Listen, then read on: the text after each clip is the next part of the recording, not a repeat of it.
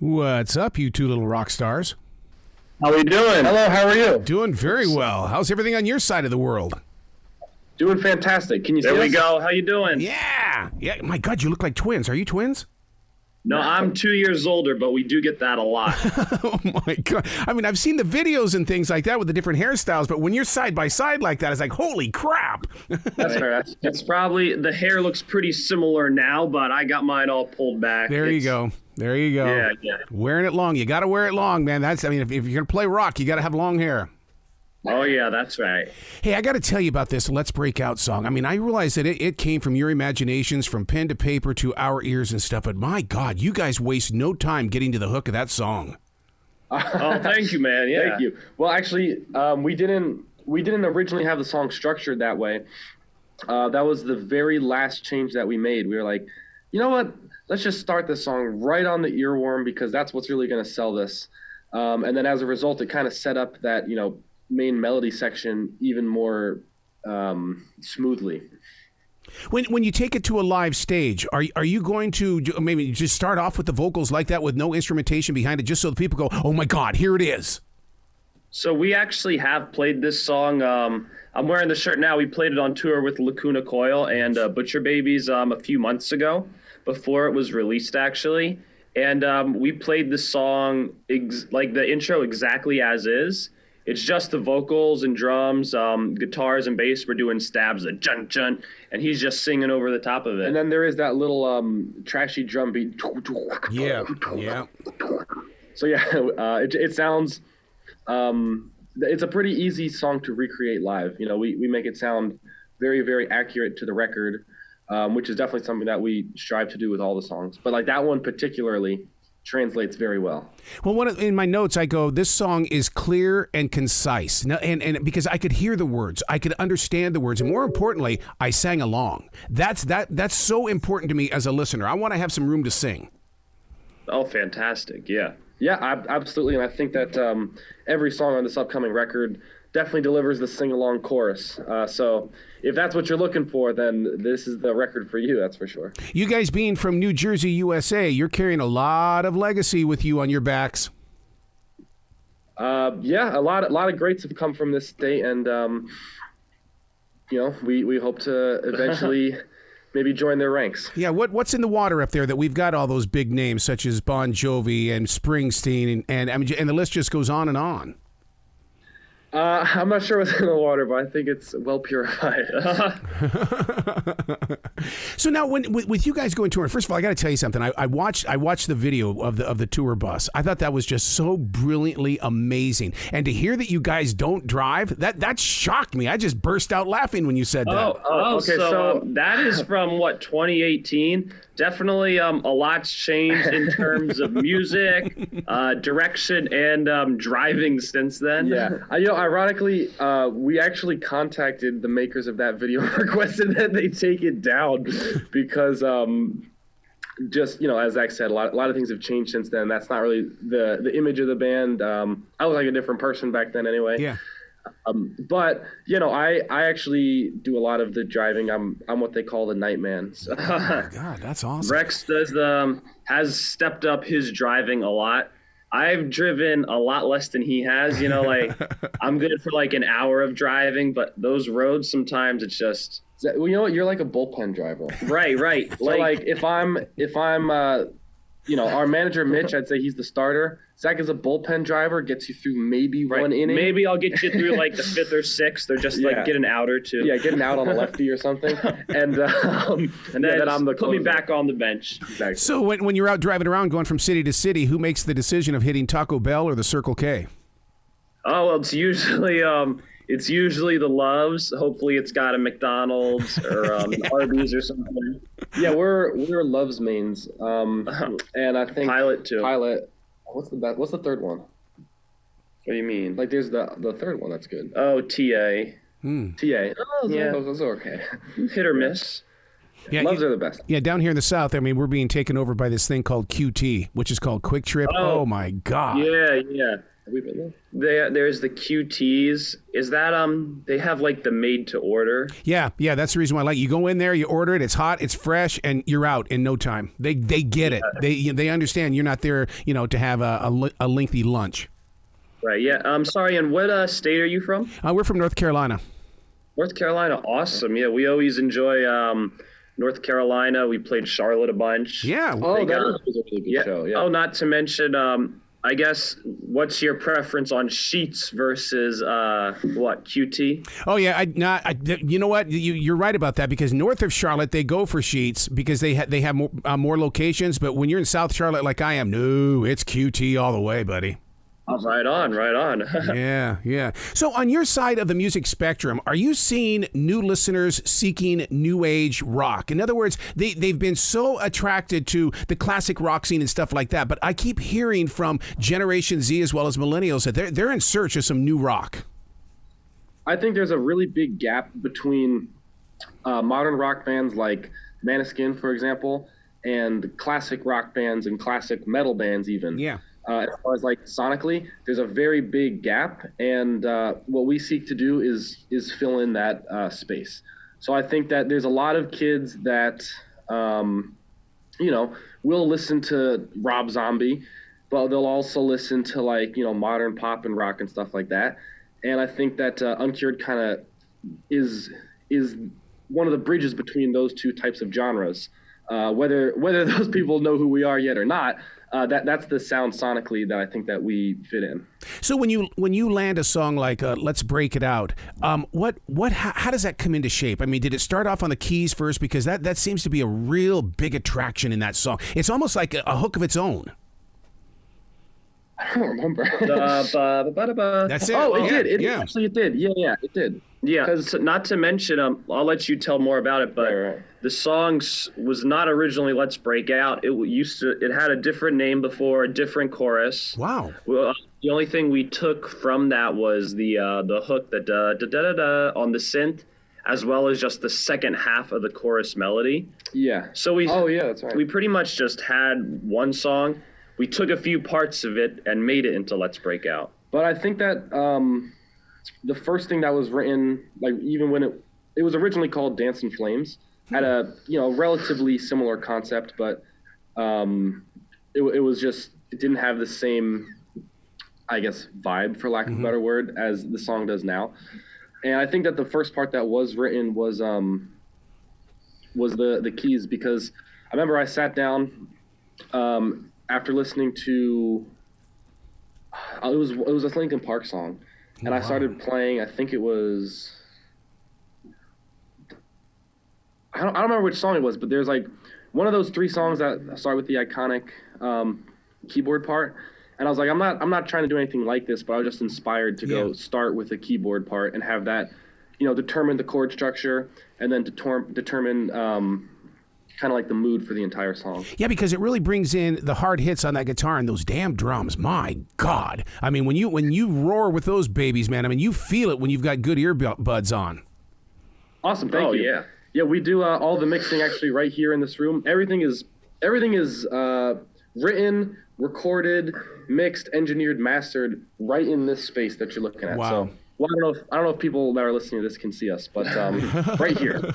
Well, let's talk about that for a little bit, because I was with a musician yesterday who was saying, "Yeah, we do all the work here in the house." He says, "I feel like that I'm a loner and people aren't doing that." I'm going, "Dude, you're disconnected, because that's exactly what everybody's doing. They have their own studios and they're mastering their own mixes." Right. Yeah. You might be right on the fact that guy is a loner if he thinks he's the only one doing that. The album design, there is such a universal language in that egg, or is it an egg? I mean, you've got me convinced that there's physical growth inside that egg, and it's about ready to bust. That's exactly what we were going for, and it is definitely an egg. we call it the magic egg, but we try not to, so it never mind. But thank you. I love that album cover. Oh my God, that's merchandise material, man. You could be selling those things at your shows. Oh yeah, I'm sure we will be. How important is merchandise for the bands these days when you go from town to town? Oh, it's definitely one of the most important things. So when we're at shows, and I do all the online merch sales, online merch store, as well as the merch at shows. So I'm the merch guy. I don't have to take the gear off stage. They do that. I run out to merch.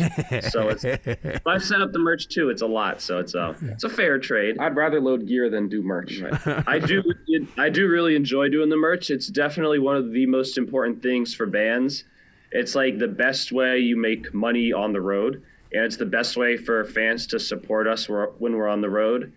And that goes twofold because obviously, like, you know, Zach said, merch is the best way that you make money as a touring band, but also, you know, we want people to feel connected to us and be spreading the word. So also having our merch, wearing our merch is one of the best ways to support us, just in general. Right. It's always great when people come back to our shows wearing merch from prior tours. Yep. And wanting to pick up new merch. We're always out there.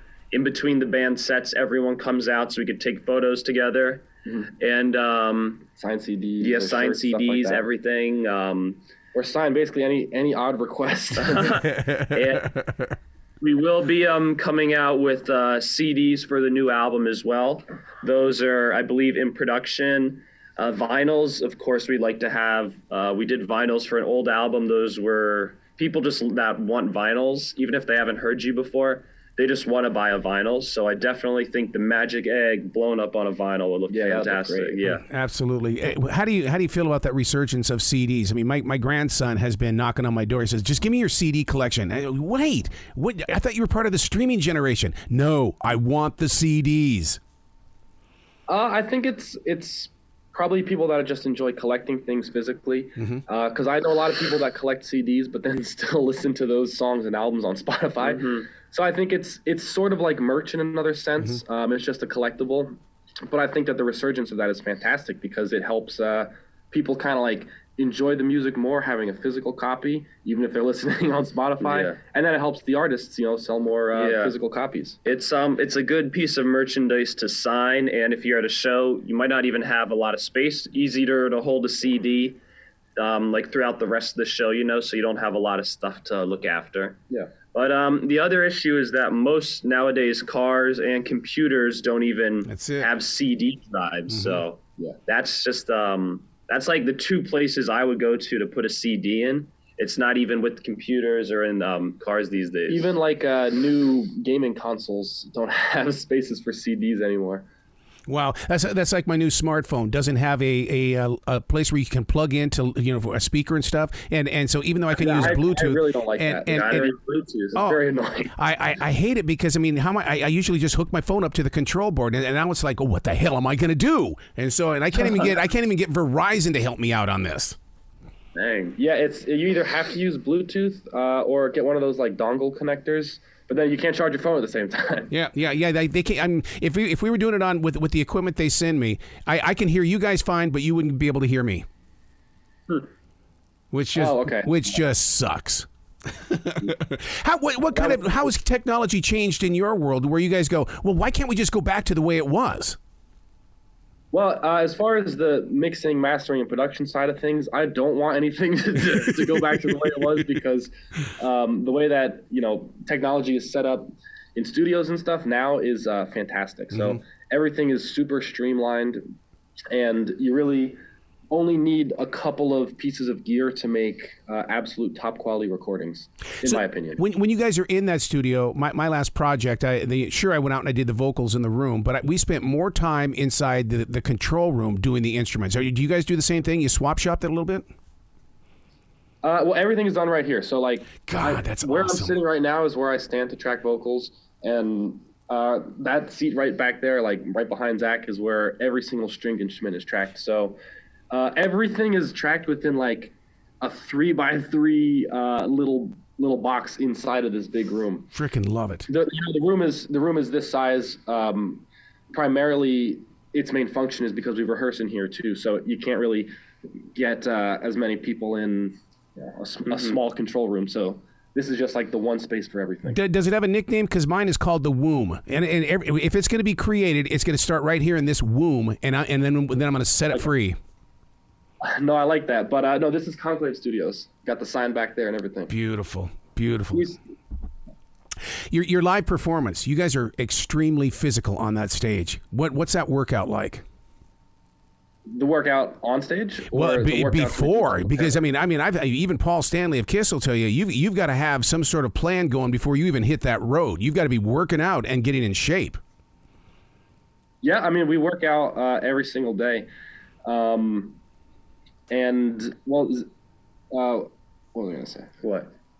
I was going to say, I didn't on this last tour, but for every tour going forward, and most of them, I'll usually add running in for the last month or two prior to tour to prepare for singing for 30 or 45 minutes, singing and screaming for 45 minutes. Yeah. So the whole band is we're all in shape. We enjoy working out.